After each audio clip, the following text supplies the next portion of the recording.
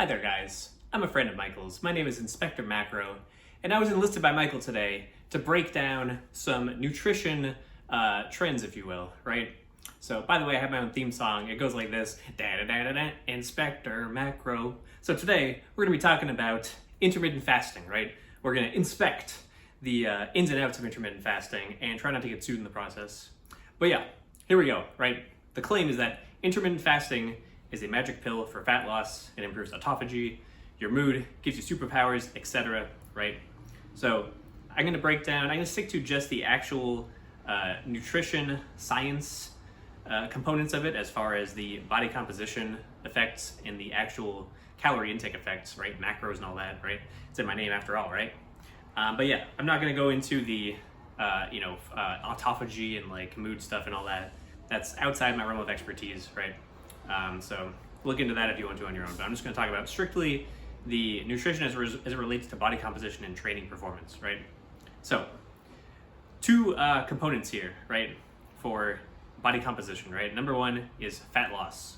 So intermittent fasting does not inherently burn more fat than normal eating. Craziness, right? The claim is that like just by doing intermittent fasting, you're burning extra fat during the fasting periods. And that's not entirely true, right? So you are going to burn fat during the fasting periods, but you also just burn fat anytime you don't have calories coming in, right?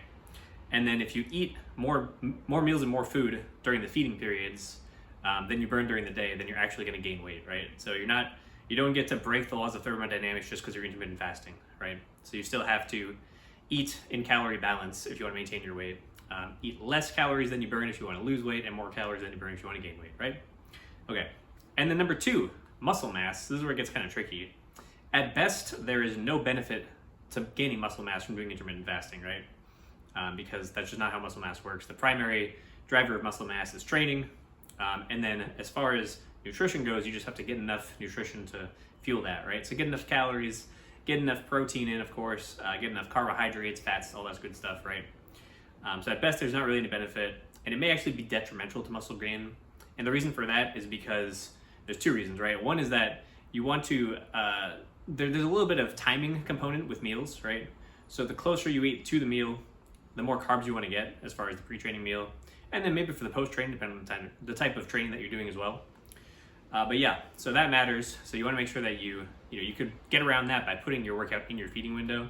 That's totally fine. But then the other thing is that your body can store fats and carbohydrates, which is all well and good, but your body cannot actually store protein, right?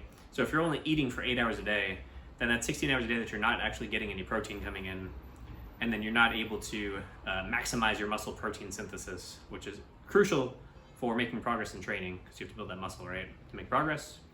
So by spreading out your meals further and eating like a normal person, then you might actually recover better, right? So at best, like that's not going to happen, but at worst, that might actually be happening, and then you're not going to recover as well, and you're actually going to not build as much muscle as you could, right? But yeah, at the end of the day, we have two main things to consider, right? There's the actual facts, which are those, right? Fat loss and muscle mass, like the actual calories in, calories out, and then there's also the behavioral component, right? So if intermittent fasting is something you love and you can stick to it and you're going to get great results from it, whereas you wouldn't if you were doing something more like optimal, let's say, right? Then it's great to do intermittent fasting. So, on the behavioral side of things, intermittent fasting may prevent you from overeating since you have less total time to eat throughout the day, so it in turn limits your total daily calories, right? So if you're just someone that like has trouble regulating hunger and you're gonna eat all throughout the day, if you limit your eating to a shorter window, then you might do better, and that's great. You generally get to choose when you're hungry when you're intermittent fasting, right? So for example, if you hate going to bed hungry and you sleep better with more food in you, then push your food to later in the day, right? So start eating at like, I don't know, noon or 2 p.m. or something like that. That way you can eat late into the day, go to sleep well fed, and you're gonna sleep great, and that's awesome. If it's the opposite, right? Some people, they hate waking up hungry and they don't sleep well with a lot of food in them. So if that's you, then just eat earlier in the day, right? So there is flexibility in that regard, which is great. And then you can also adjust the size of the feeding window based off of how many calories you want to eat in one meal. Some people just love to like, binge and eat a ton of food at one time, which may or may not be healthy psychologically. But like I said, if that's the best that you can get to, then great, right? So if that's you, then just eat fewer meals and have them be larger, right? But yeah, psychologically, you can deal with the hunger a lot more easily because there's an endpoint in sight. So if you struggle with like, you just get hungry, then you go off the rails and start eating a ton. Whereas like, if you're intermittent fasting, it's like, all right, I'm just gonna be hungry in the morning, and if I can make it to noon, I can eat normally the rest of the day, and that's fine, right? So you have an endpoint in sight. It's not like, I'm hungry, when am I gonna get to eat next? This whole, and then you start spiraling and going off the rails, right? So as far as the practical application of it, let's say you're eating 5 meals a day right now and you want to lose some fat, right?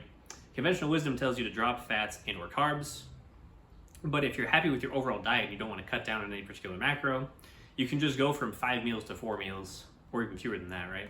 But just start with 5 meals to 4 meals. So doing intermittent fasting or dropping fats or carbs is going to get you basically the same fat loss results.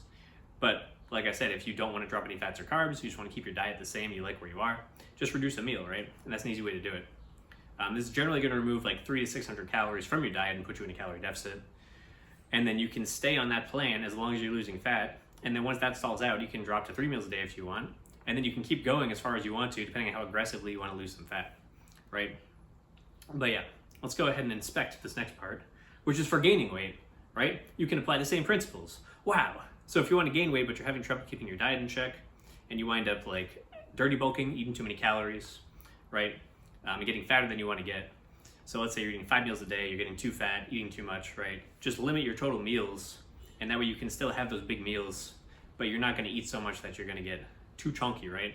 And then you can kind of like dial it in. So if you start with 3 meals, you're not gaining any weight, add like a snack or another meal in, then you start gaining weight, and then you're like right where you need to be. Whereas 5 meals, you were getting a bunch of fat, and it was not pleasant, right? But yeah, monitor what happens, adjust meal frequency as needed. If you have trouble gaining weight, you can include more meals, like I said. But yeah, when you're structuring any diet, meal frequency can really be thought of like training frequency, right? So you have your different variables with nutrition. You've got like calories, you have your food quality, your macros, right? And you have your meal frequency. So you can just go ahead and tweak that one variable, right? You don't necessarily have to tweak a variable that you don't want to tweak if you don't want to. You have different ways around it. So yeah, it's just one means to an end.